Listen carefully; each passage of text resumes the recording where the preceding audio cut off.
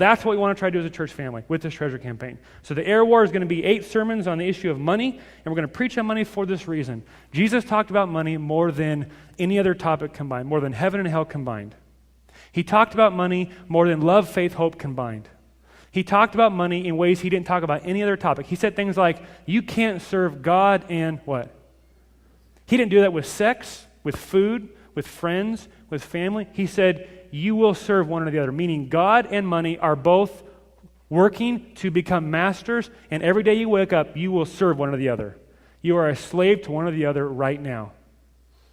And so I've been under just some conviction myself as a pastor that I have not shepherded us well in this area, because if I were to preach on the same, on money at the same ratio that Jesus preached on money, I would preach a sermon focused on solely on the issue of money every 4 Sundays.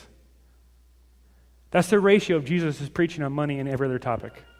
So we're going to dive into this issue of money. Now, some of the goals for this campaign, I'll just read these to you, are as follows. We want, number 1, more people in our city to come to know Jesus.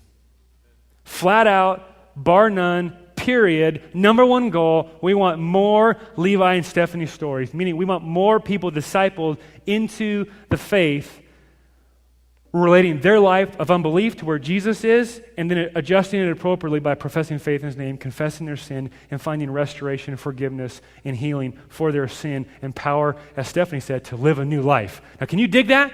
Can you get down with that? Maybe not. Should I do something else? Is my mic on here? What other goal is there, church? This issue of money is like the Atlantic Wall in people's hearts. You can talk about sex and marriage and parenting. Those are big issues. But when you talk about money, defenses go up, man. You can walk up to someone and say, hey, what are some ways you parent? And you can talk to them all day long. You walk up to someone and go, hey, can I see your budget and how you handle your money? Boom! Right in the nose, you know what I mean?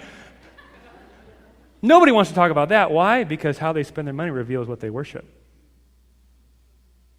They're either embarrassed about how they have spent it, or ashamed of how they have spent it, or feel guilty about it. They don't want people to see how much money they make, or how much money they don't make, or how much they've spent on this toy or that toy, or for 1,000 different reasons why they don't want to talk about it, is precisely why we should. And so we're gonna move into the topic, and we're going to open up, and we're going to see what the gospel has to say about this area. So we want more people worshiping, serving, loving Jesus in our city, and this area is a massive need. As I've talked with some of my non-believing neighbors, they're like, we could use help with money. Hey, we're going to do a practical study on it. Like, I'm going to come check it out. We love it.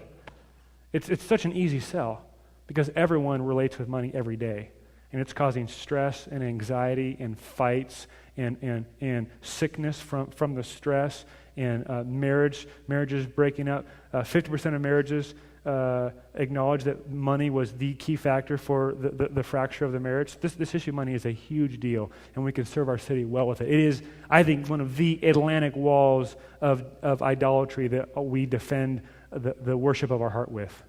And we want to focus a concentration force of power on this Atlantic wall, and by God's grace, punch through it so that more troops can pour into enemy territory and take more ground for Jesus.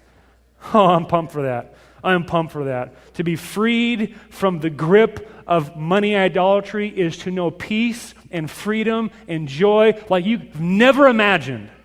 That's what we're going after. We want more people to know, love, serve, meet Jesus, just like Levi and Stephanie. We want more people in our church free from the idolatry of money. We want more people in our church finding happiness in Jesus and using money to serve Him rather than using money to find happiness and serving riches. Now, some of you are here thinking, oh, he's going to go after my pocketbook. No, I'm not. I'm going to preach the gospel and let Jesus go after your heart. Okay? Some of you are thinking, oh, this is Josh making me feel good about how much money I make. Not at all. In fact, I'm going to press some of you to work harder and make more money. Some of you aren't making enough. Like, we're just going to get it on. God's given you gifts, talents, abilities, a brain, hands that work. He calls you to use them. Do everything that you do for the glory of God. Everything you do. And I just got this picture talking to people this week. It's like because of our idolatry and our fear and our anxiety, there are so many kingdom resources frozen in the iceberg of fear, or frozen in the iceberg of idolatry, or frozen in the iceberg of anxiousness, or frozen in the iceberg of toys that God wants to shine the light of his son Jesus on and melt away so that more resources run downstream to fund the kingdom. You see, in World War II time America, nobody was living high in the hog. Nobody living high in the hog. Because they all had vested interest in the soldiers on the front line having every resource necessary to accomplish their objective. And one dad said, I will not look my son in the eye. And him telling me he ran out of ammunition because I was home living high in the hog.